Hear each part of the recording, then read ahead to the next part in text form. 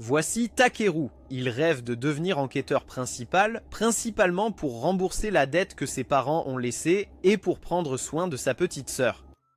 À l'académie, Takeru est toujours moqué par tout le monde parce qu'il n'utilise qu'un sabre comme arme, car il croit que les sabres japonais sont dépassés et n'ont pas été utilisés depuis avant la Grande Guerre. Il l'appelle l'idiot obsédé par le sabre de l'escouade des perdants. Bien que ce soit très blessant, Takeru doit l'endurer.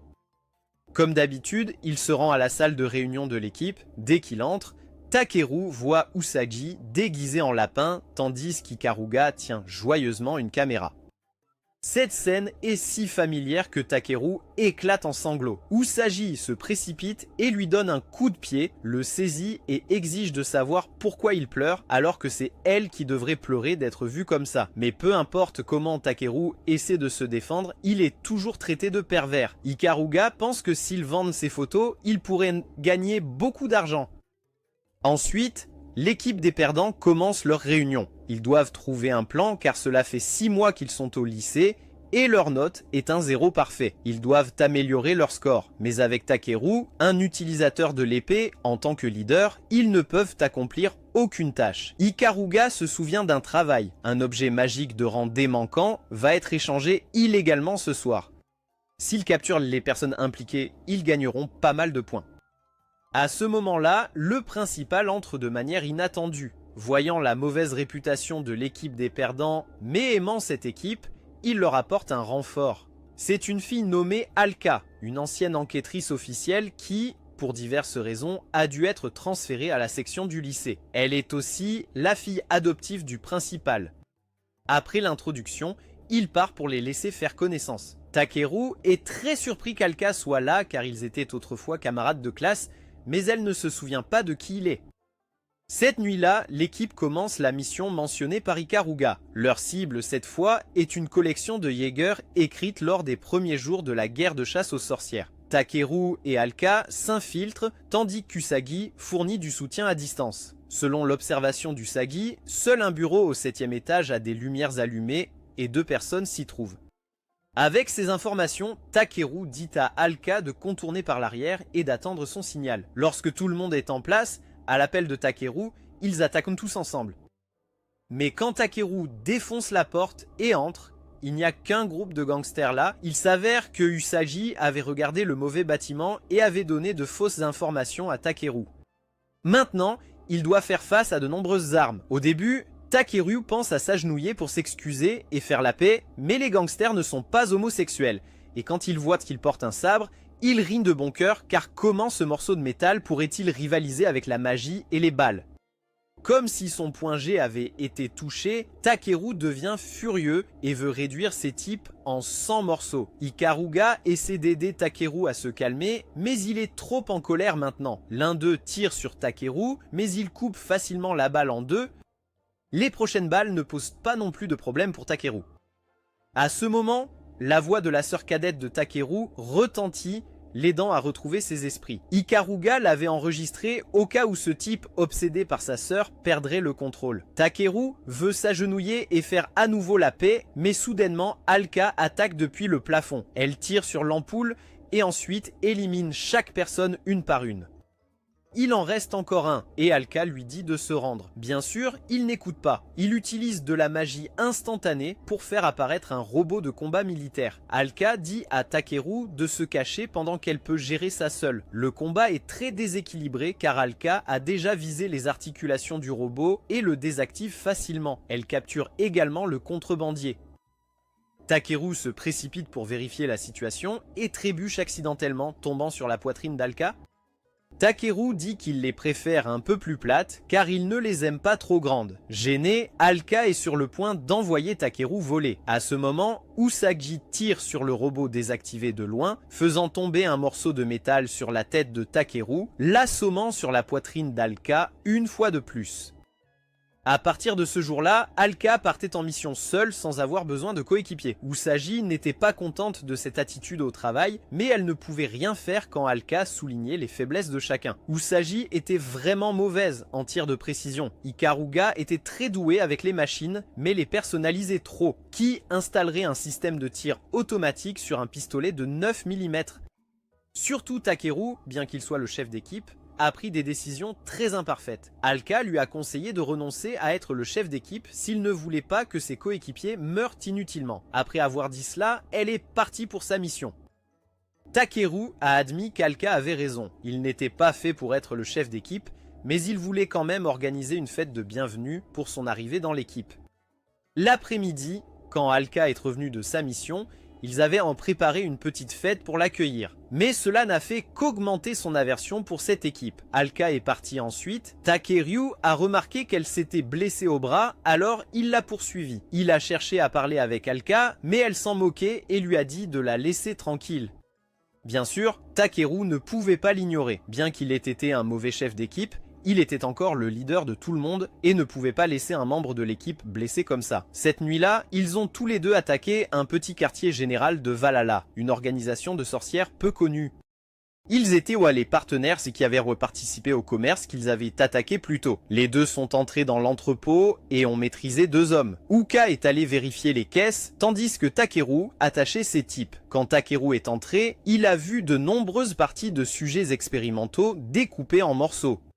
Uka s'est excusé d'être en retard, puis s'est précipité pour tuer les 2 sorcières. Takeru s'est dépêché de l'arrêter, car si elle tuait des gens, elle perdrait sa licence d'enquêtrice. Perdre son sang-froid maintenant ne ferait que causer plus de victimes. Mais Uka a révélé que sa famille avait été tuée par une sorcière.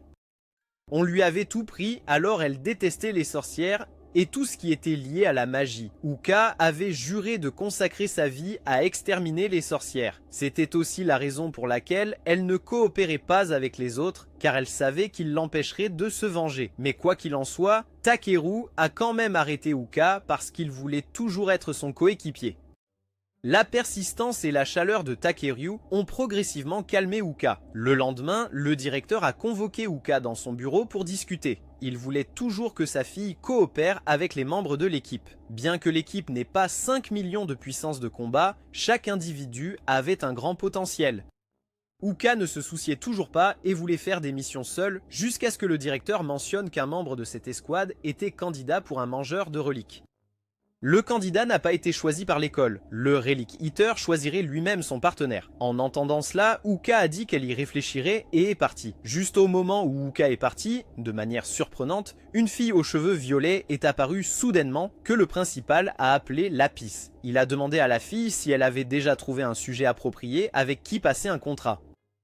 En retournant à la mauvaise équipe, Usagi était très fière de pouvoir toucher la cible à 100% du temps. La prochaine fois, elle voulait montrer à Uka à quel point elle était capable. Juste à ce moment-là, Uka est arrivée, elle est venue ici après avoir entendu la raison pour laquelle Takeru est devenu enquêteur, qui était de rembourser une dette. Cela la rendait encore moins disposée à accepter Takeru comme chef d'équipe. Ikaruga pensait qu'Uka n'était pas mieux, car Uka avait perdu sa licence d'enquêtrice et était même appelée par un autre nom, Calamité. Uka tuait toujours les criminels, même sans ordre, laissant de nombreuses mares de sang chaque fois qu'elle partait en mission. Uka n'avait aucune intention de réfuter cela et est partie. Elle est allée au cimetière pour visiter les tombes de sa famille. Takeru l'a suivi ensuite. Il voulait vraiment savoir ce qui s'était passé. Uka se souvenait encore très clairement de ce jour, il y a 9 ans, lorsqu'une fille armée d'un couteau avait attaqué ses parents. Même sa petite sœur n'a pas pu échapper à ce destin. Uka l'avait toujours gravé dans son esprit. Elle a juré de tuer toutes les sorcières. C'était sa seule raison de vivre. Donc chaque fois qu'elle faisait face à des criminels, le sang lui montait toujours à la tête. Uka s'est facilement perdue et a appuyé sur la gâchette, puis a appelé cela justice. Elle avait renoncé à son humanité pour se venger, et Uka pensait que Takeru, devenait son coéquipier, ne ferait que la gêner. Takeru n'a pas eu le temps de répondre avant qu'une explosion ne se produise en ville. Quelqu'un avait invoqué un robot. Il a assigné au robot la mission de cibler Tamedu Academy, l'endroit où les sorcières étaient considérées comme des pécheresses et emprisonnées. Il voulait libérer les sorcières. Ensuite, Uka s'est séparée à nouveau pour gérer tout toute seule.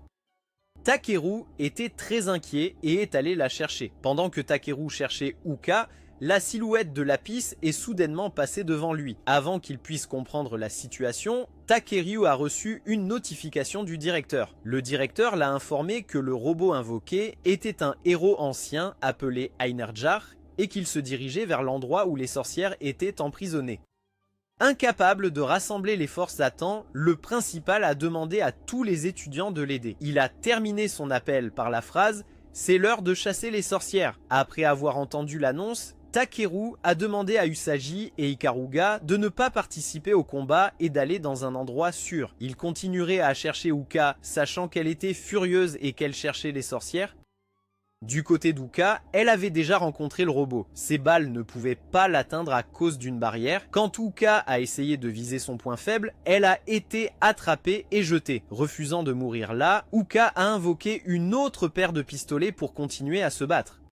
Les armes avaient aussi des âmes pour communiquer avec Uka et guérir ses blessures. Uka a utilisé des balles perforantes pour attaquer. Cette fois, la balle pouvait pénétrer la barrière mais n'était pas assez puissante pour la détruire, car l'armure était faite de la coquille d'Excalibur qui avait des capacités de régénération rapide. Uka a décidé de passer à la troisième étape du pistolet pour attaquer. Mais comme elle n'avait pas encore conclu de pacte, le pistolet devait utiliser le sang d'Uka comme pouvoir. Uka a tiré une frappe préventive qui a été efficace, mais juste au moment où elle était sur le point de détruire le robot, le propriétaire du pistolet l'a rappelé. Juste au moment où le robot s'est rétabli, il a giflé Uka, l'envoyant voler. Juste au moment où Uka allait rencontrer ses parents, Takeru est arrivé pour l'aider. Cette fois, les deux épéistes allaient s'affronter. Les coups de Takeru n'ont pas pu égratigner le robot. Ikaruga a analysé que l'épée que maniait le robot avait des capacités de tir, mais avait un temps de recharge après chaque tir. Si Takeru synchronisait bien, il aurait une chance. En comprenant la situation, Takeru s'est lancé dans la bataille. Juste au moment où le robot terminait de tirer, Usagi a immédiatement tiré 2 coups perforants depuis loin, déstabilisant le robot. Saisissant l'opportunité, Takeru s'est précipité pour donner le coup fatal. Instantanément, le robot a utilisé une explosion pour faire sauter une zone. Takeru, incapable d'esquiver à temps, a été blessé et gît mourant. À ce moment, Lapis est apparu. Étant donné que Takeru avait été choisi comme la deuxième personne pour conclure un pacte, avant de finaliser le contrat, Lapis voulait vérifier quelques points avec Takeru. Elle lui a demandé s'il était prêt à renoncer à sa part humaine pour réaliser son désir. Takeru a accepté sans hésiter. En complétant le pacte, les blessures de Takeru ont été guéries par Lapis et elle lui a fourni une armure de combat pour retourner sur le champ de bataille. Lapis est réapparue, révélant qu'elle venait de la lignée des Reliquiteurs et qu'elle ne pouvait à l'origine être utilisée que par des enquêteurs. Elle a dit qu'elle expliquerait plus tard quand il y aurait du temps, mais pour l'instant, Takeru continuerait de se battre. Cette fois, il n'avait pas besoin d'esquiver, mais a directement tranché les balles. La puissance des deux côtés était maintenant équilibrée. Le robot prévoyait d'utiliser une autre explosion, mais Lapis a expliqué que Takeru pouvait aussi utiliser une décharge. La sienne était une contre-attaque absolue, absorbant la puissance de l'ennemi dans l'épée et la leur renvoyant. Alors que le monstre lançait son attaque, Takeru a concentré la puissance dans l'épée, la faisant briller et apporter un coup final pour vaincre l'ennemi. L'invocateur était satisfait de ce résultat et est parti. Ensuite, Takeru s'est assis pour parler avec Uka. Il ne pouvait pas dire qu'il comprenait sa situation ou lui conseiller de ne pas chercher à se venger, mais il voulait qu'Uka fasse confiance à ses coéquipiers. Il porterait la moitié de ce fardeau pour Uka. Puis Takeru s'est effondré sur les genoux d'Uka. Au bureau du principal, un enquêteur avait capturé une sorcière soupçonnée d'être complice du récent incident de sorcellerie. Cependant, ses souvenirs avaient été effacés pour empêcher l'extraction d'informations. Le principal pensait que ses complices pourraient apparaître pour la sauver ou l'éliminer, alors il a amené la sorcière à son académie. Le lendemain, le directeur a convoqué la Luzi Squad pour les féliciter et leur expliquer tout sur Lapis. En général, les autres Reliquiteurs avaient déjà choisi de nouveaux propriétaires pour eux-mêmes. Seul Lapis était sans propriétaire. En tant que seule arme de type épée, elle voulait choisir quelqu'un avec d'excellentes capacités de combat rapprochées, et c'était Takeru. Il n'y avait qu'un seul inconvénient. Lapis aimait vraiment apparaître sous forme humaine. Le principal ne voulait pas qu'elle cause de la confusion avec d'autres élèves, alors il a dû la mettre dans la même classe que Takeru. Il a même fabriqué de faux documents pour Lapis en tant que sœur de Takeru. De plus, aujourd'hui, il a convoqué toute l'équipe ici, non seulement pour les féliciter pour l'incident de l'émeute, mais aussi pour leur assigner une autre mission. Puis il a appelé une fille. Elle s'appelait Marie. Le directeur a expliqué que l'académie venait de mettre en place un nouveau système expérimental qui permet aux sorcières de s'inscrire à l'école et de rejoindre l'institut d'investigation. En d'autres termes, Mary a été la première sorcière à s'inscrire. Pour éviter les incidents inutiles, le principal voulait que l'équipe protège Mary. Bien sûr, Uka n'aimait pas du tout cette idée. Dès qu'ils sont sortis, Marie a voulu aller seule pour avoir un peu de tranquillité. Tout le monde a trouvé ça normal, car elle portait un collier de suivi, et si elle utilisait la magie, il exploserait. Seul Uka a insisté que Marie rapporte en détail partout où elle allait et ce qu'elle faisait. Naturellement, Marie n'était pas d'accord, et une dispute a éclaté entre elles. Les jours suivants ne furent pas meilleurs, avec eux deux se chamaillant constamment. Même pendant le déjeuner, ils se disputaient un morceau de gâteau, et quand Takeru essaya d'intervenir, ils lui donnèrent un coup de poing. Après, Mary achète une boisson froide pour Takeru pour soigner sa blessure. Il s'excuse également pour le comportement de Uka. Mary pensait que c'était normal parce que les ennemis des enquêteurs étaient des sorcières. Takeru ne le pensait pas car il ne voyait pas Mary comme une ennemie. Il pensait que si Mary voulait être enquêtrice, alors il la verrait comme une coéquipière. De plus, de son observation de Mary, il la trouvait être une très bonne personne. Takeru a révélé qu'il n'avait pas rejoint l'académie simplement parce qu'il détestait les sorcières. Quant à Mary, elle voulait devenir enquêtrice parce qu'elle voulait montrer aux gens que la magie n'est pas aussi dangereuse qu'ils le pensent. Elle voulait changer la perception du monde et montrer que toute la magie n'est pas dangereuse, elle peut aussi sauver des gens. Mary voulait faire beaucoup de bonnes choses pour prouver qu'elle n'est pas mauvaise. Les deux se sont rapprochés après cela. En revenant au conjurateur d'avant, nous savons maintenant que Mary avait coopéré avec lui pour invoquer le robot à condition qu'il ne tue pas de personnes innocentes. Mais il n'a pas écouté. Quand les enquêteurs sont venus le chercher, il les a tués sans hésitation. Avant que Mary ne puisse réaliser la situation, il avait effacé ses souvenirs et était parti, ce qui l'a fait arrêter. Il ne voulait pas tuer Mary tout de suite, il voulait la torturer mentalement.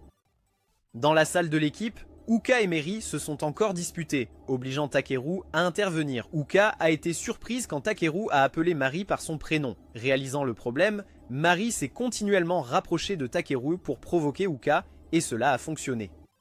À ce moment-là, Usagi a pris la parole, disant qu'il y avait un autre problème dont il devrait se soucier plus que de la façon dont ils s'adressent les uns aux autres, le tournoi d'automne de l'académie. Au tableau d'annonce, Takeru a rencontré son ancien coéquipier, mais il ne semblait pas apprécier que l'équipe de Takeru apparaisse sur le tableau de compétition. Il a dit que l'équipe de Takeru rencontrerait son équipe au deuxième tour, mais cela semblait peu probable car il ne pensait pas que l'équipe de Takeru ait assez de force pour passer les qualifications. Takeru s'en fichait et est rentré chez lui. À la porte de l'académie, Mary l'attendait car elle avait décidé de vivre avec Takeru pour se protéger. Bien sûr, Uka viendrait aussi pour protéger et surveiller Takeru. À l'endroit où Takeru séjourne, l'endroit dégageait une aura effrayante avec beaucoup de corbeaux autour, ce qui rendait Uka très effrayé. Quand ils sont arrivés devant la porte de la chambre de Takeru, il a donné la clé à Mary pour qu'elle entre en premier pendant qu'il allait acheter des courses. Mary voulait l'accompagner, mais Uka l'a arrêtée car elle avait très peur des fantômes. Dehors, il y avait d'autres enquêteurs qui suivaient pour voir si Valhalla avait des mouvements. Le soir, lorsque Takeru est revenu avec des courses, Mary venait juste de terminer son bain et il a accidentellement vu son corps. Mary pensait que c'était normal jusqu'à ce qu'Uka sorte. Uka a trébuché et est tombé sur Mary et toutes deux se sont retrouvées sur Takeru. Le lendemain même, le tournoi a commencé. L'équipe de Takeru a rencontré de nombreuses difficultés car les membres ne se coordonnaient pas bien. Takeru ne pouvait qu'attendre les ouvertures de l'ennemi pour attaquer, mais il était constamment provoqué et traité de mauvais épéiste. Ikaruga voulait aussi que Takeru se mette en colère et termine ça rapidement. Bien que très frustré, Takeru ne voulait pas perdre son calme si facilement. Il voulait qu'Uka serve d'appât et lui gagne du temps. Puis Takeru est sorti précipitamment pour se battre. Sentant la moquerie de tout le monde envers la mauvaise troupe, Mary ne pouvait plus le supporter et s'est immédiatement précipitée pour servir d'appât pour Takeru. C'était aussi l'élan pour que l'équipe de Takeru remporte la victoire. La MVP d'aujourd'hui était Mary et Uka l'a quelque peu reconnue. Ensuite, tout le monde est allé au stand de nourriture pour fêter ça. En ce moment, Uka est allée au bureau du principal pour faire un rapport. Elle a accidentellement lu le dossier de Mary et a appris que Mary avait des liens avec Valhalla. Elle avait été arrêtée pour meurtre. Avec ces informations, Uka a tout rapporté sur Mary à Takeru avant le match. Le fait que Mary était une meurtrière était indéniable. Quoi qu'il en soit, il devait encore clarifier quelques points concernant son arrestation et la mission assignée à l'équipe. Au-dessus de l'arène, l'équipe d'enquête augmentait les couches de défense autour du tournoi. Le principal est également arrivé peu de temps après. Le capitaine a demandé pourquoi le principal avait délibérément informé Uka du rapport sur Mary. Mais ce qui préoccupait le principal maintenant, c'était de savoir si Valhalla apparaîtrait ou non.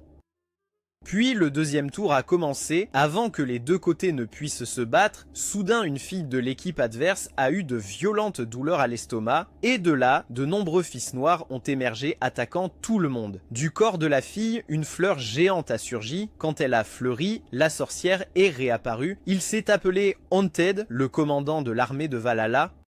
Aujourd'hui, il est venu pour amener Mary, mais Mary ne se souvenait pas de qui il était. Bien sûr, Takeru ne l'a pas permis. Il s'est précipité pour la protéger.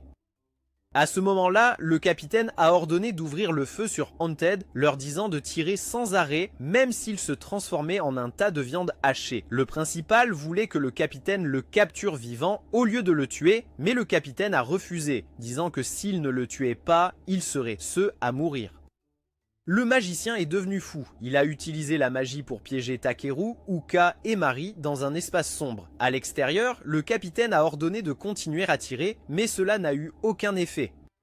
Les robots ont également mal fonctionné et ont commencé à tirer sur leur propre peuple. À ce stade, le capitaine a demandé l'autorisation du principal pour utiliser Relic Eater. Le principal a accepté volontiers, croyant que le groupe de Takeru pourrait gérer le magicien.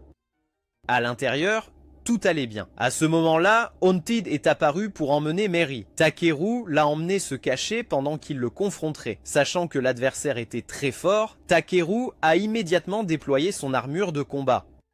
Lapis a averti que le niveau de danger de Haunted était S, conseillant à Takeru d'être prudent dans le combat. Haunted était surpris que Takeru ait aussi un pacte avec un Relic Eater. Il a ensuite fait semblant de s'excuser pour être venu capturer Mary, disant qu'il suivait simplement les ordres et espérait que Takeru lui pardonnerait cette fois. Takeru s'en moquait et s'est précipité pour attaquer. Il avait été attiré exactement comme Haunted l'avait planifié. Soudain, Haunted a poignardé Takeru dans l'estomac, le blessant gravement. Dans cette situation, Lapis a rapporté que le temps de rétablissement de Takeru était incertain. À ce moment, Haunted s'est également équipé d'une armure de combat.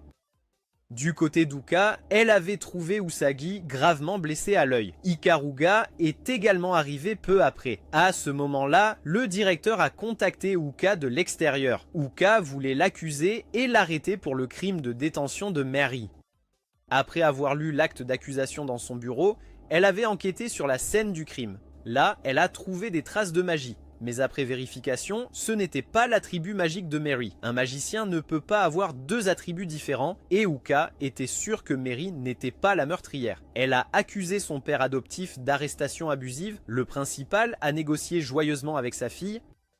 La situation de Takeru ne s'améliorait pas alors qu'il réalisait que son adversaire avait aussi une armure de combat et il est devenu encore plus désespéré en voyant que l'arme de l'ennemi était aussi une épée. Takeru ne pouvait pas croire qu'il avait perdu dans un duel à l'épée, quelque chose dont il était très fier. En ce moment, Haunted veut que Mary revienne vers lui. Mais Mary refuse parce qu'elle a encore une amnésie et ne sait pas qui il est. Il rompt le sort d'effacement de la mémoire sur Mary et elle se souvient de tout. Les souvenirs envahissent son esprit. Mary était dans un orphelinat, mais il a été rapidement incendié par le groupe Valhalla. Ils ont également capturé tous les orphelins. Haunted est apparu et a demandé à Mary de coopérer avec lui pour sauver les enfants, mais il n'a pas du tout tenu sa promesse.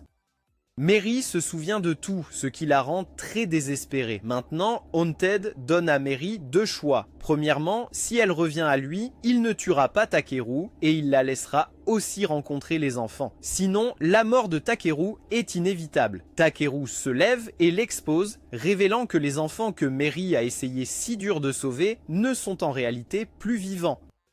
lui et Alka ont tout vu de leurs propres yeux. Haunted prouve qu'il ne ment pas en invoquant les esprits des enfants pour rencontrer Mary. Voyant la vérité de ses propres yeux, Mary crie de désespoir. Son désespoir le rend encore plus excité. Takur réconforte Mary en lui disant que si elle veut se punir, c'est d'accord. Mais si elle souhaite expier ses actions passées, au lieu de se punir, elle devrait consacrer sa vie à utiliser la magie pour sauver des gens. Si ce fardeau est encore trop lourd pour elle seule, il se lèvera et portera la moitié de ce fardeau avec elle. Takur s'est rétabli et prend une posture de combat face à Haunted. Haunted ne le considère toujours pas comme un adversaire et commence à se moquer de lui. Ils se précipitent tous les deux dans la bataille. Haunted utilise des attaques de poussée continue, ce qui empêche Takur d'esquiver et l'envoie loin. Même la compétence d'accélération cérébrale de Takur n'a aucun effet. Takur veut continuer à attaquer, mais quelque chose le bloque. Lapis analyse la situation, ce sont les attaques tranchantes de l'armure de Haunted qui peuvent matérialiser de longues entailles. Les trajectoires des épées sont maintenues dans la portée d'attaque après avoir frappé, donc il ne peut pas s'approcher immédiatement. Takur élabore rapidement un plan d'attaque. Il raccourcit et rallonge continuellement son épée pour attaquer Haunted, et cela s'avère très efficace. À ce moment-là, Haunted jette les corps des anciens coéquipiers de Takur sur lui, ce qui fait que Takur perd sa concentration et se fait attaquer. Juste au moment où Takur est sur le point d'être tué, Mary, malgré le collier qui explosera si elle utilise la magie, lance une attaque sur Haunted. Bien sûr, cela ne le touche pas, mais elle pense avoir gagné suffisamment de temps pour Takur et attend sa propre mort. Le collier n'explose pas. À ce moment, Alka est arrivée en renfort. Elle a conclu un accord avec le principal pour désactiver le collier. Tous deux unissent leurs forces pour soutenir Takur dans le combat. Alka se précipite pour occuper Haunted, donnant à Mary le temps de lancer son attaque magique. Elle lance de la poussière anti-magie autour de Haunted et tire continuellement avec son arme. Juste au moment où il s'approche d'Alka, Usagi tire continuellement de loin pour le repousser. Cela donne à Mary suffisamment de temps pour lancer son sort qu'elle tire directement sur lui. Il l'esquive facilement, mais ce qu'elle visait n'était pas lui mais Takur. Il a absorbé toute la magie de Mary pour renforcer sa propre force.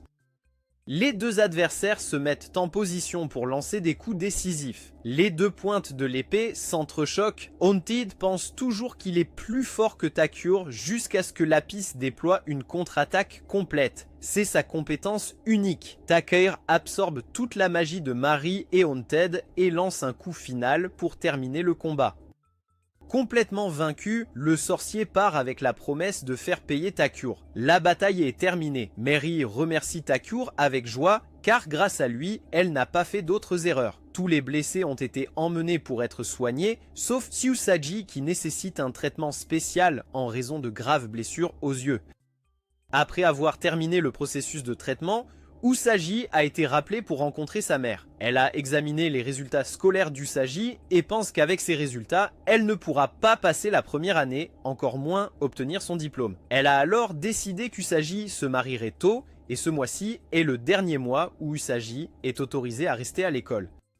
À l'académie, tout le monde s'est rassemblé pour entendre l'annonce sur la réouverture de l'événement de chasse aux sorcières qui avait été annulé. Au début, Takur n'était pas très intéressé par ce festival jusqu'à ce qu'il apprenne que l'académie ajouterait une devise spéciale pour le festival. Ils peuvent l'utiliser pour échanger contre des points et également l'échanger contre de l'argent.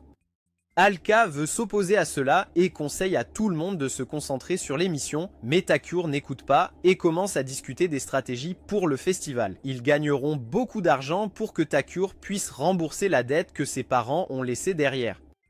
Ensuite, Usagi est venu se joindre à la réunion de tout le monde. À ce moment-là, il y a une personne nommée Ishida, le chef de l'équipe 23. Il va droit au but, voulant former une alliance avec l'équipe de Takur pendant le festival. Puisque leur équipe compte également peu de membres, ils veulent que les deux équipes se soutiennent mutuellement. Avec un soutien supplémentaire, Takur accepte immédiatement, mais Usagi semble mécontente de quelque chose, montrant une humeur mal à l'aise dehors. Pendant qu'Usagi réfléchit, elle tombe accidentellement sur une connaissance. Il semble qu'il ait fait quelque chose dans le passé, alors quand Usagi le rencontre, cela lui fait très peur et elle s'évanouit. Juste à ce moment-là, Takure passe et voit la scène. Il vient immédiatement protéger Usagi. L'homme se présente comme Ryuma, l'ami d'enfance d'Usagi. Il demande à Takure de prendre soin d'Usagi parce qu'elle est une personne très importante pour lui, puis part en premier. Usagi, trop effrayée, s'évanouit aussi.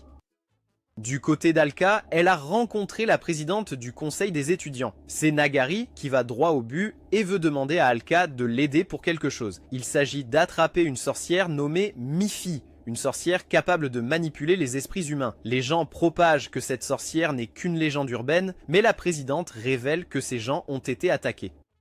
Tous ont été tués sauf la présidente et sa secrétaire. La présidente mentionne également le nom de Ryuma. Il est arrivé ici il y a 1 mois, mais est déjà devenu le chef du comité exécutif et a beaucoup fait pour l'école.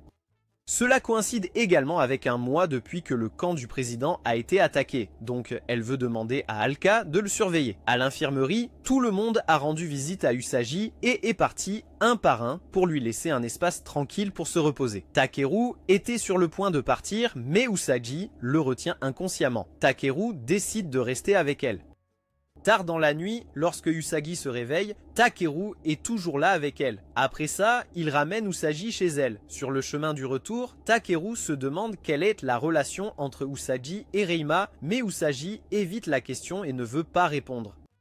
Takeru veut encore savoir et espère qu'Usagi le lui dira pour qu'il puisse l'aider. Usagi dit qu'elle est sur le point de l'épouser car si elle se marie dans sa famille, l'avenir de sa famille sera plus radieux. Elle révèle aussi que c'est le dernier mois qu'elle passe avec tout le monde, puis elle s'enfuit.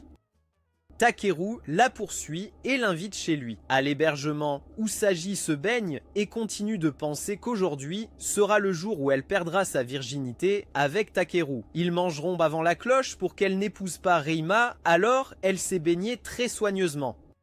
Bien qu'elle dise qu'elle ne l'aime pas, penser à la scène où ils ont des enfants ensemble l'a fait reconsidérer. Après cela, Usagi sort sans vêtements couvrant son corps, puis se rapproche de l'endroit où se trouve Takeru. Elle est prête à lui donner sa première fois. Au moment le plus intense, tout le monde est entré et a tout vu. Ils se précipitent tous pour attaquer Takeru. Après cela, Takeru a tout raconté à tout le monde. Takeru a réuni tout le monde ici pour discuter des stratégies pour sauver Usagi parce qu'il sait qu'elle n'aime pas l'idée d'épouser Reima. Maintenant, ils doivent juste augmenter son score à un niveau que sa famille peut accepter pour qu'elle puisse continuer ses études. Ils chasseront activement pendant le festival pour gagner beaucoup d'argent à échanger contre des points. Usagi pleure de joie. Elle se met toujours en travers de tout le monde, mais tout le monde l'aide quand même. Takeru rassure Usagi qu'elle n'est pas inutile. Elle a toujours aidé tout le monde de loin. Sans Usagi, peut-être qu'il ne serait pas allé aussi loin. Le lendemain, Ikaruga a présenté son plan infaillible à l'équipe de soutien. C'est du cosplay. Quand les filles sortent, cela excite immédiatement la foule et la remplit d'esprit combatif. Après cela, ils ont tous pris une photo commémorative. Après la session de cosplay, Alka a commencé à patrouiller. Elle a remarqué une fille en train de dessiner quelque chose. Quand elle est venue demander, la fille a dit que Reima lui avait demandé de décorer pour le festival. Se sentant étrange, Alka a demandé à son arme de lui montrer toute l'académie d'en haut et elle a découvert qu'il s'agissait d'une sorte de formation magique pour contrôler l'esprit des gens avec une très grande portée d'influence. Chez Takeru, pendant qu'il sortait les poubelles, Reima est venu le voir. Il est venu provoquer Takeru et a même révélé qu'Usagi avait tué son propre frère, ce qui l'a rendu furieux et l'a poussé à vouloir le frapper. Il a promis de ne pas laisser Usagi à quelqu'un comme Reima. Après cela, il est allé chercher Usagi à nouveau, mais cette fois, elle n'avait plus peur car elle avait ses coéquipiers à ses côtés. Il a mentionné à nouveau la douleur de perdre son frère, ce qui l'a fait perdre son calme et s'évanouir. Après cela, il l'a emmené.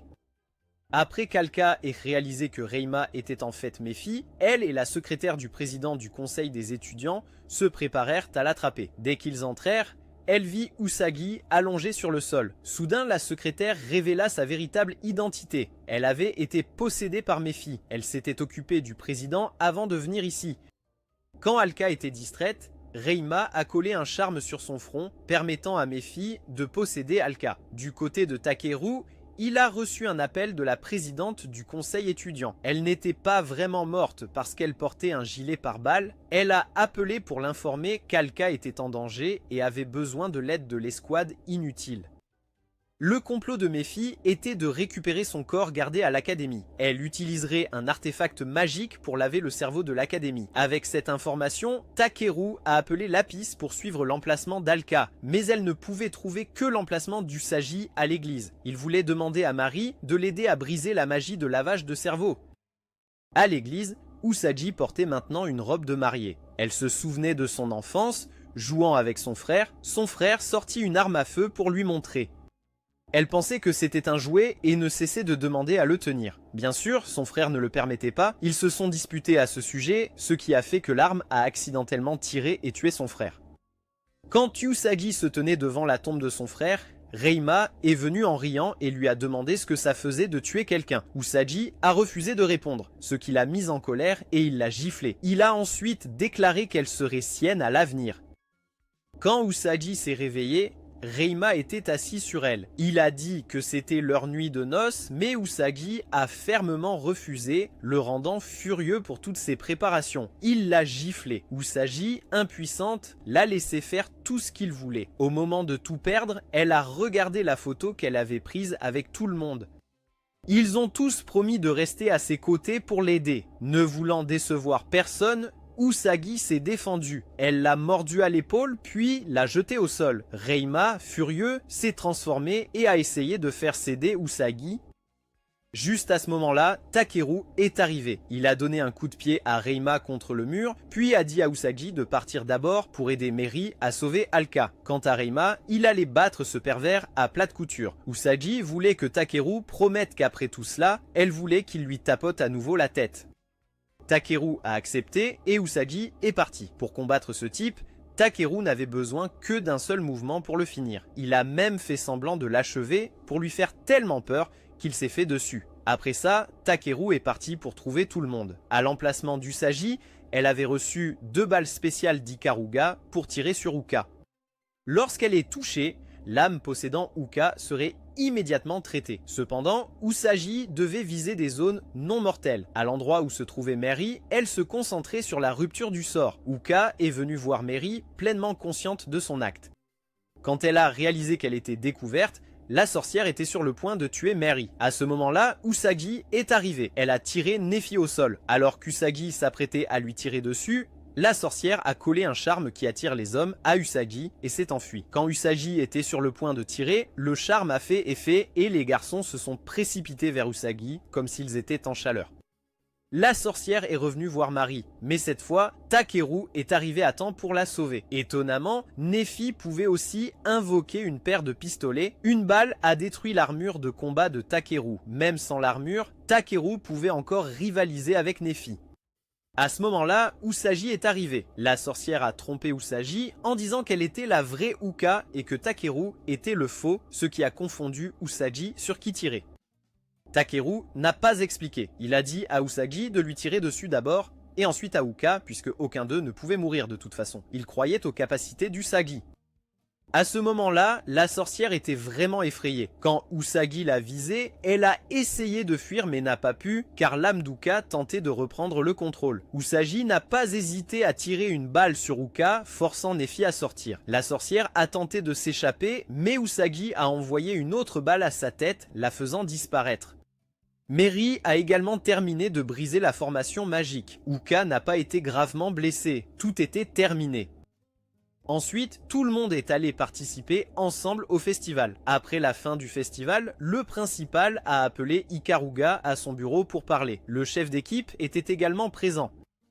La directrice a montré à Ikaruga une photo d'une cellule d'elfe noir. Selon l'explication du chef d'équipe, les alchimistes voulaient la transformer en une arme. Comme Ikaruga travaillait autrefois comme alchimiste de génie, la directrice a demandé si elle en savait quelque chose. Mais Ikaruga s'en fichait et est partie. Dès qu'elle est sortie, elle a contacté quelqu'un.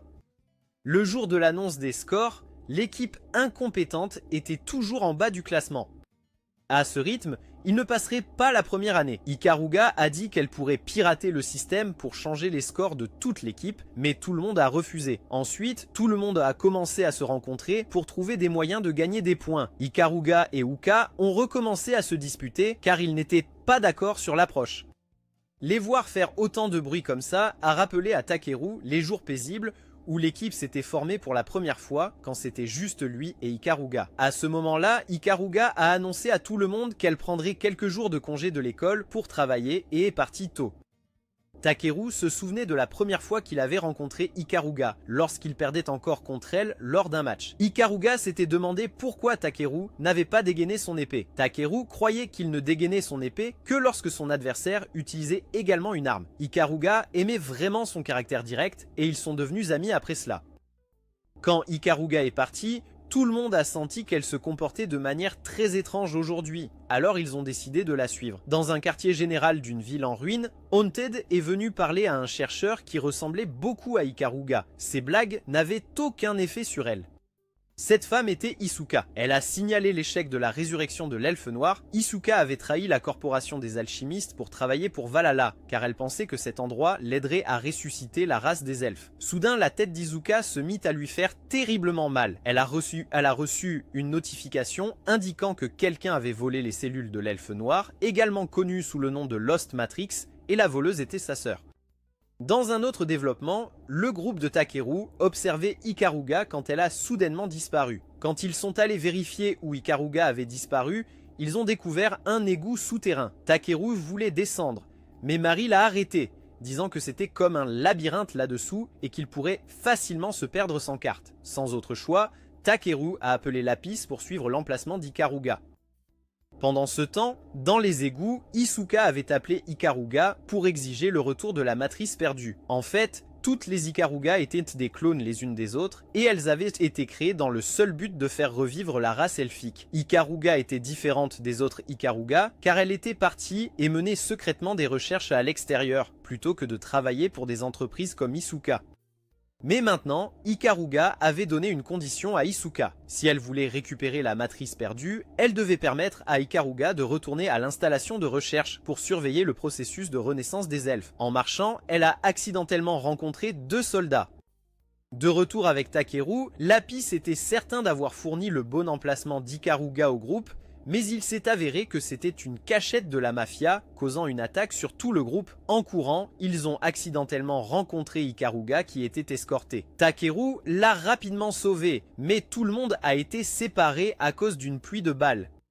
Alors que Takeru courait avec Ikaruga, ils ont été accidentellement touchés par un obus de canon.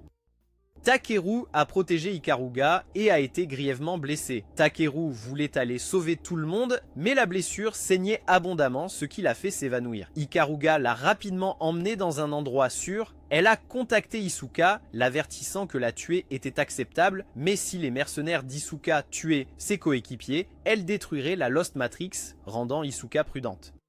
Le directeur a reçu des nouvelles de l'attaque. La société alchimiste avait contacté le directeur en affirmant que ce n'était pas de leur fait. Pour le prouver, ils étaient prêts à fournir 15 échantillons de leur dernier robot de combat à l'académie gratuitement afin que le directeur puisse détruire le centre de recherche numéro 5. Le directeur a accepté avec plaisir. Puis il a mobilisé tous les enquêteurs pour préparer une chasse aux sorcières. Au centre de recherche, Usagi, Alka et Mari avaient été capturés. Isuka est venue parler aux 3, elle a son été surprise que sa sœur ait des amis, puis Isuka a raconté le passé d'Ikaruga. Isuka et Ikaruga étaient toutes deux des armes biologiques créées pour étudier le processus de renaissance de l'elfe. Dès leur plus jeune âge, elles étaient toutes deux dans la salle de recherche pour travailler. En grandissant, tandis qu'Isuka poursuivait ses recherches, Ikaruga découvrait de nouvelles choses en dehors du monde, comme la famille. Elle a progressivement réalisé que cet endroit ne lui convenait plus. Pendant le processus de création d'un ELF, Ikaruga n'a pas réussi à créer un bébé ELF avec des pouvoirs magiques. Au lieu de détruire l'enfant, Ikaruga a décidé de le laisser vivre. Peu à peu, elle a développé de nouvelles émotions en élevant l'enfant. Mais Ikaruga s'est vite rendu compte que cet endroit n'était plus pour elle. Un soir, Ikaruga a volé la matrice perdue et est parti avec l'enfant. Cependant, l'enfant avait déjà été détruit comme produit défectueux avant qu'elle ne puisse le récupérer. Ensuite, Ikaruga s'est rendu à l'académie pour garder la matrice perdue loin des alchimistes. Chez Takeru, Ikaruga a emmené Takeru dans un endroit sûr pour soigner ses blessures et lui a tout raconté. Takeru a demandé à Ikaruga ce qu'elle voulait vraiment en retournant à cet endroit et en utilisant la matrice perdue pour des transactions. Il a dit que si elle avait besoin de son aide, il l'aiderait encore, et si elle faisait quelque chose de mal, il l'arrêterait. Ikaruga était heureuse d'entendre ces mots et se sentait soulagée d'être avec Takeru. Ikaruga s'est soudainement assise sur Takeru. Avant de dire vraiment au revoir à Takeru, elle voulait expérimenter des sentiments humains, c'est-à-dire faire l'amour. Alka a commencé à se déshabiller. Takeru se demandait pourquoi ils devaient se dire au revoir. Alors qu'ils allaient passer à l'acte, Isuka est arrivée. Emmène Ikaruga. N'ayant plus de temps pour se porter volontaire, Ikaruga embrassa Takeru pour lui dire au revoir, puis lui injecta quelque chose qui l'empêcha de bouger. Ensuite, Ikaruga a rencontré Isuka. Selon leur accord, elle a libéré les autres. Usagi voulait retourner au centre de recherche pour sauver Ikaruga, sachant qu'Ikaruga avait fait quelque chose pour les aider à s'échapper. Usagi ne se souciait pas du passé d'Ikaruga. Elle savait seulement que son ami était en danger et voulait aider. Tout le monde a accepté et est parti pour sauver Ikaruga. Juste à ce moment-là, un groupe de robots est passé, se dirigeant directement vers le centre de recherche, suivi par la limousine du principal. Il a averti qu'une guerre était imminente et a demandé à tout le monde de rentrer. Après avoir entendu l'explication d'Uka, le principal a fourni des armes à tout le monde et a rappelé à Uka qu'elle pouvait utiliser librement l'accord. Ailleurs, lorsque l'effet du médicament s'est estompé, Takeru a essayé de sortir. Il a supplié Lapis de l'aider à retrouver ses coéquipiers. Lapis a accepté et lui a donné une armure de combat ainsi que guéri ses blessures. Selon Lapis, Ikaruga était à la tour au centre. Sans réfléchir beaucoup, Takeru s'est précipité pour combattre l'ennemi. Étant donné qu'il restait encore beaucoup de hauteur jusqu'au sommet de la tour, Lapis a utilisé son pouvoir pour pousser Takeru vers le haut. Du côté du principal, il marchait hardiment en entrant par la porte principale. Quand 3 robots ont essayé de l'attaquer, le principal a tiré une balle qui les a fait se détruire entre eux. Retour à Takeru. Il éliminait activement les robots. Uka est venu le soutenir pour qu'ils puissent sauver Ikaruga ensemble. Tout le monde était en position et l'escouade Underdog a commencé la mission de sauvetage. Au sommet de la tour, Isuka en voulait à Ikaruga d'avoir échappé avec la matrice perdue. À cause d'elle, Isuka avait été réinitialisée et contrôlée comme une marionnette. Isuka avait également perdu la capacité d'exprimer des émotions, mais maintenant elle pourrait s'échapper de cet endroit en régénérant des elfes, et Valhalla la laisserait entrer dans l'organisation. Izuka voulait qu'Ikaruga remette la matrice perdue, mais Ikaruga a dit que ses raisons de revenir étaient d'abord de compléter la résurrection de l'elfe, et ensuite de faire sortir Isuka de là. Il y a 4 ans, elle regrettait profondément de ne pas avoir emmené Isuka avec elle lorsqu'elle s'est échappée. Mais maintenant, Isuka voyait Ikaruga comme une ennemie. Elle a tiré sur la jambe d'Ikaruga pour la forcer à remettre la matrice perdue, mais Ikaruga l'avait implantée en elle-même. Ensuite, elle s'est transformée en elfe sombre et a créé une sphère noire. Elle détruirait cet endroit complètement et emmènerait Isuka. Juste au moment où Ikaruga était sur le point de toucher Isuka, The Haunted est arrivé pour aider. Du côté de Takeru, il manquait de magie, tandis que Uka refusait d'utiliser la paire de pistolets. Usagi était également à court de munitions. Retour à Ikaruga, au lieu de l'attaquer, The Haunted a poignardé Isuka dans l'estomac, ce qui a rendu Ikaruga furieuse et elle l'a attaqué. Elle a fait exploser toute une zone et a perdu son pouvoir. Isuka n'a pas pu survivre non plus. The Haunted était encore en vie et a créé un dragon pour attaquer Ikaruga, ce qui l'a fait tomber. Mais heureusement, Takeru est arrivé à temps.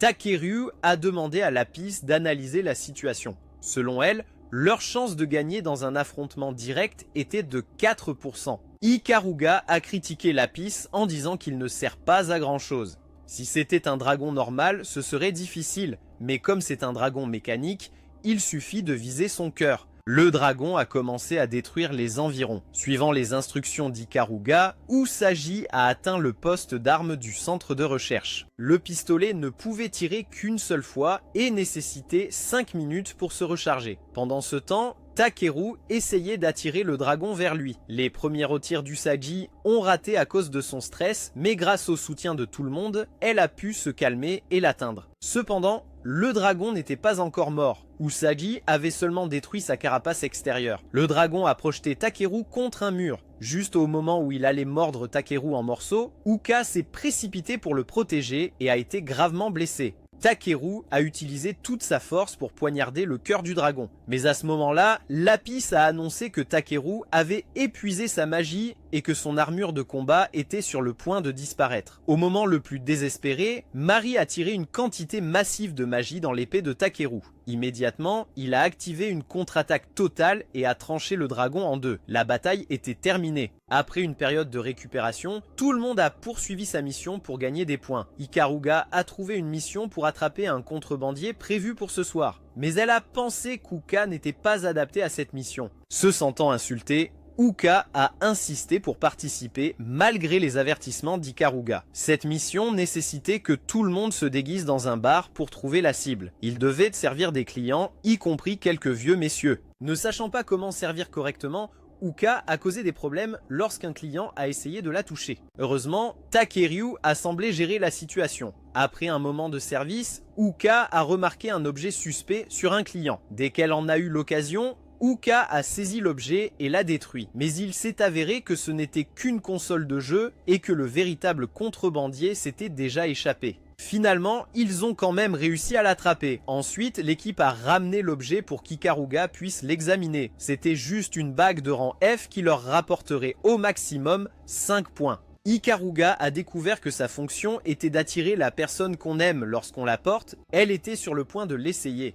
Mais Usagi l'a arraché, car elle voulait l'essayer aussi. Mary le voulait aussi, et alors qu'elle se disputait, la bague est tombée accidentellement dans la main de Takeru. L'espace environnant est soudainement devenu rose, et les filles ont commencé à s'accrocher à Takeru, ayant été enchantées par le... Même Lapis a été affecté, tout le monde le voulait pour soi. La situation ne s'est terminée que lorsque Ikaruga a vomi sur Takeru.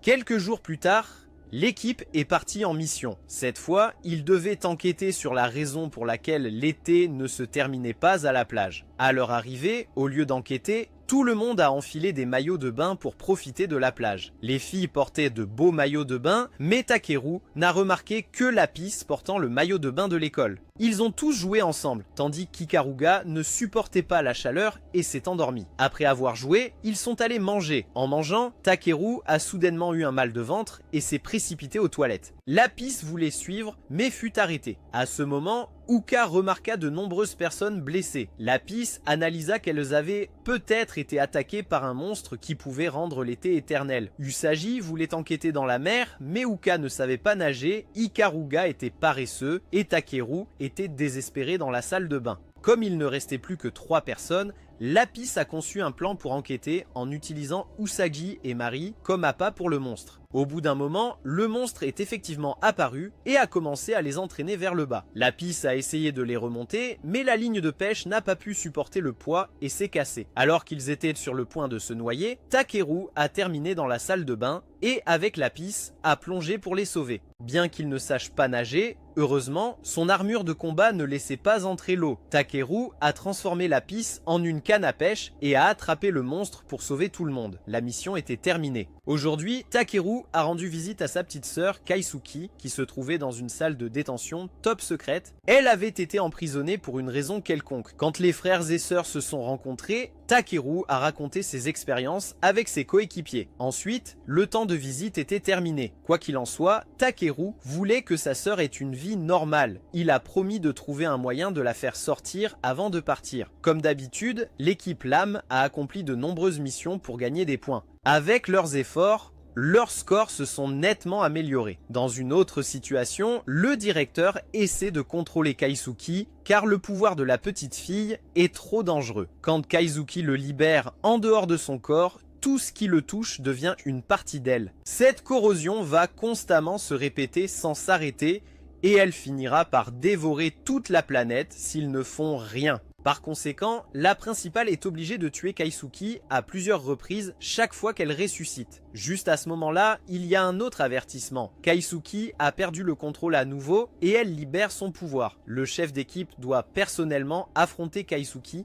Le groupe de Takeru poursuit sa mission quotidienne. Leur cible, cette fois-ci, est un sorcier. Il se déguise en distributeur de mouchoirs pour l'approcher. Quand Usagi a proposé, il n'a pas pris. Mais quand Mary a proposé, il l'a rapidement pris, prouvant que ce type aime les poitrines plates. Cependant, il s'est vite rendu compte que quelque chose n'allait pas avec le mouchoir et s'est retourné pour attaquer l'équipe. Les balles qu'il a tirées se sont soudain transformées en arbres monstrueux. Tout le monde est resté derrière pour s'en occuper, tandis que Takeru poursuivait le sorcier. Quand il l'a poursuivi dans une ruelle, Keisuke est soudainement apparue. Elle avait déjà éliminé le sorcier et est venue rencontrer Takeru. Il était surpris que sa petite sœur se soit échappée et l'ait trouvée. Puis la petite fille s'est évanouie d'épuisement. Tous les autres l'ont rejointe et instinctivement, Takeru a pointé son épée vers eux pour protéger sa sœur. Il a averti que personne ne devait s'approcher de la fille, car il mourrait s'il touchait Keisuke. Uka a convaincu Takeru de se calmer pour qu'il puisse l'aider. Ensuite,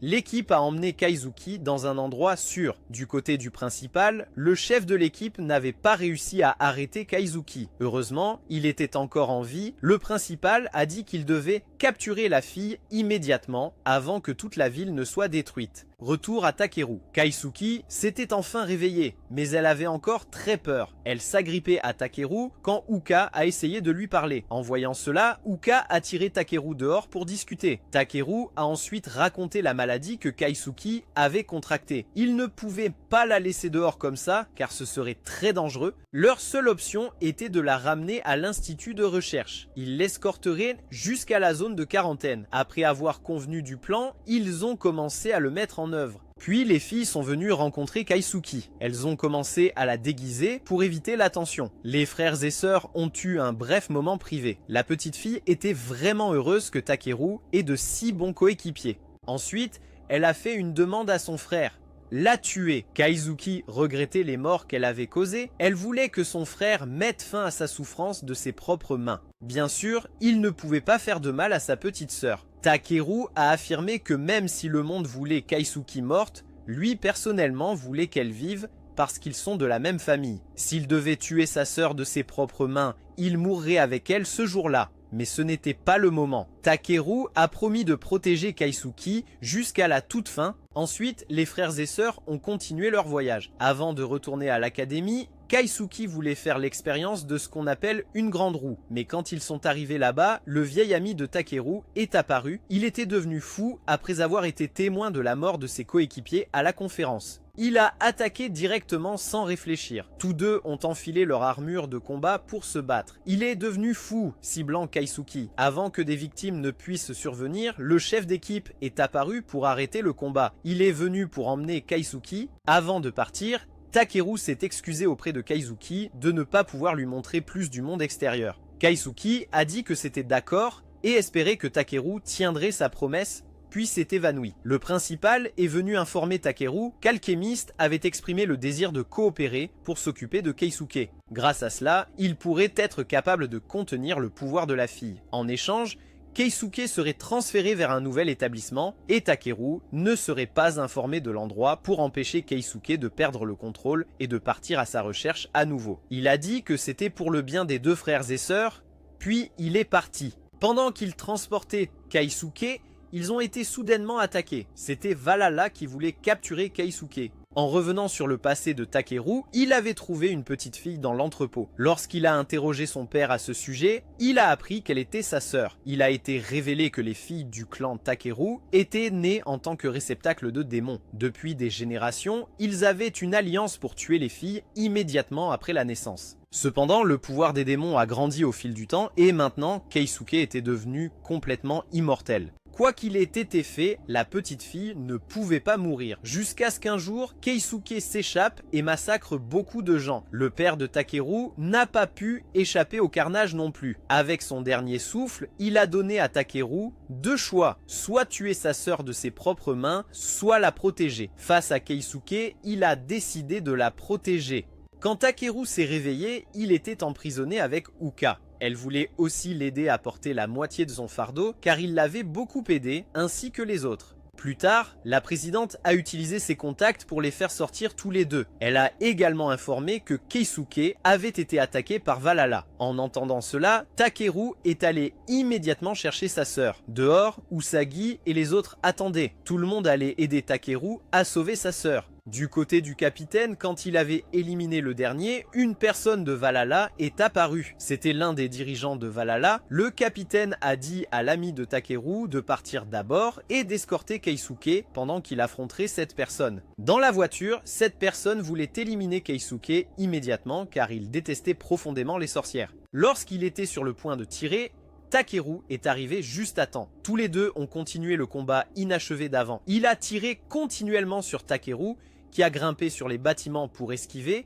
puis a lancé une attaque qui a coupé l'arme de l'homme en des centaines de morceaux. Il voulait toujours attaquer, mais Uka est arrivé. Il est parti en promettant que Takeru regretterait de ne pas l'avoir tué maintenant, puis a sauté du pont. Ensuite, Takeru a essayé de sauver Keisuke. En transportant la petite fille, il pouvait ressentir toute la souffrance qu'elle avait endurée. Le principal observait de loin, croyant que le pouvoir de Keisuke ne faisait que réaliser ce que la petite fille souhaitait. La directrice ne pouvait pas la tuer directement, donc quand Takeru a ressenti les sentiments de la fille, il espérait que Takeru pourrait tout gérer lui-même. À ce moment-là, The Haunted est réapparu. Il a doucement percé l'estomac de Takeru. Voyant Takeru blessé juste devant ses yeux, Keisuke a inconsciemment libéré son pouvoir. Il s'est répandu dans toute la ville, causant de graves dégâts. Le directeur d'alchimiste est venu rencontrer le principal. Elle était Suzaku. Tout faisait partie de leur plan. Le directeur a dû sacrifier toute une zone pour démontrer la puissance des armes biologiques. Ensuite, il a parié avec Suzaku pour savoir si Takeru pouvait tuer sa sœur ou non. Le hanté voulait maintenant utiliser Takeru comme appât pour Keisuke. Uka attaqua immédiatement. Il l'a affrontée en la submergeant complètement. Profitant de la situation, il l'a même poignardée dans le ventre. Quand il était sur le point de la finir, la puissance de Keisuke a augmenté. N'ayant pas d'autre choix, Uka a dû conclure un pacte avec ses armes à feu. Après avoir terminé le protocole, Uka a également enfilé une armure pour elle-même. Le hanté s'est également préparé à l'affronter. Les deux se sont battus avec une intensité extrême. Dès la première occasion, Uka l'a frappé contre un mur, puis a pris Takeru et s'est enfui avec les autres. Ensuite, il devait arrêter Keisuke. Ikaruga croyait que pour maîtriser la petite fille, il devait neutraliser continuellement le pouvoir émané jusqu'à ce que Keisuke se calme. À cause du corps immortel, la chair continuait de se développer librement. Il ne pouvait pas le détruire complètement tant que le monde ne serait pas détruit. Tuer Keisuke était impossible. Une fois que la petite fille ne voulait pas être tuée par quelqu'un d'autre, son pouvoir rejetait continuellement la mort. La personne la plus capable de la tuer était seulement Takeru, car la petite fille avait souhaité mourir de la main de son frère. Soudainement, la voiture s'est renversée. La chair avait rattrapé. Il n'avait pas d'autre choix que de gérer cette chair autant que possible. Il devait tenir jusqu'à l'arrivée des renforts. Quant à Takeru, Lapis soignait ses blessures. Et quand il s'est réveillé, Takeru devait encore tuer sa sœur. Tout le monde ne voulait pas que Takeru porte plus de fardeau. Maintenant, c'est à leur tour de prendre une partie de son fardeau. Tout le monde coopère ensemble. Uka utilise sa dernière quantité de sang pour se transformer, puis se précipite pour combattre. À l'intérieur, Takeru se blâme maintenant de ne pas avoir pris les bonnes décisions quand il était jeune, ce qui le fait regretter maintenant. À ce moment, Lapis apparaît. Elle informe qu'il y a encore une chance. Elle donnera tout son pouvoir à Takeru pour qu'il puisse réaliser son ambition. En échange, Takeru doit tout donner à Lapis. Puis elle demande à nouveau à Takeru s'il est prêt à renoncer à sa part humaine pour réaliser son désir. Takeru se souvient des souvenirs qu'il avait avec tout le monde. Puis Takeru a décidé d'accepter. Lapis embrasse Takeru. Une annonce indique que l'âme de Takeru a été saisie. Activant le mode chasseur divin, il est temps de chasser sorcière. Uka dehors se bat maintenant avec plusieurs types de monstres. Elle peut seulement tenir 5 minutes pendant que les chiffres augmentent à chaque jour. Mary et tout le monde ne peuvent plus tenir. À ce moment-là, Takeru sort de la voiture. Il utilise une attaque en balayage pour éliminer les monstres. Son armure de combat a été améliorée. Il dit à tout le monde de se reposer et de lui laisser le reste. puis feuille. Takeru a pris une décision douloureuse. Il doit tuer sa sœur, puis il est allé voir Keisuke. Le hanté attendait Takeru là-bas. Les deux commencent à se battre. Le hanté est très excité de voir la scène de deux frères et sœurs se tuer, mais il ne peut pas non plus laisser Takeru tuer Keisuke, car la petite fille a encore de la valeur à exploiter pour lui. Mais en fait, Takeru ne veut pas du tout tuer Keisuke. Quand il était jeune, il regrettait de ne pas pouvoir tuer Keisuke. Ce regret est ce qui l'a aidé à vivre jusqu'à maintenant. Mais maintenant, après avoir traversé cela avec ses coéquipiers, Takeru se fiche de combien il regrettera. Il continuera à vivre avec son ambition, il n'abandonnera jamais sa sœur, ses coéquipiers ou cette vie. Le Haunted poignarde droit dans la tête de Takeru, causant l'éclatement du casque. Le pouvoir de Keisuke perd aussi progressivement le contrôle et enveloppe la petite fille. Pas beaucoup de temps restant. Takeru utilise toutes ses forces pour éliminer The Haunted. Ensuite, il se précipite directement dans la mêlée pour trouver Keisuke. Alors que la petite fille sombre petit à petit dans l'abîme du désespoir. Une main l'a ramenée, c'est Takeru. Tous deux s'embrassent joyeusement. Il ne veut pas que la petite fille souffre. Il va essayer de trouver un moyen de la sauver. La bataille est terminée. Le directeur est venu rencontrer le chef. Le chef avertit le directeur: n'utilisez pas Takeru pour faire répéter l'histoire. Le directeur réplique joyeusement parce qu'il y a déjà quelqu'un qui a déclenché la guerre. Donc cela lui est égal. L'enfer reviendra bientôt. Tout le monde se rassemble. Quoi qu'il en soit, il est toujours très inquiet en voyant la petite fille devoir souffrir à nouveau. Mais tout le monde est ici. Ils partageront la moitié du fardeau avec lui. La série animée se termine ici. Au revoir tout le monde.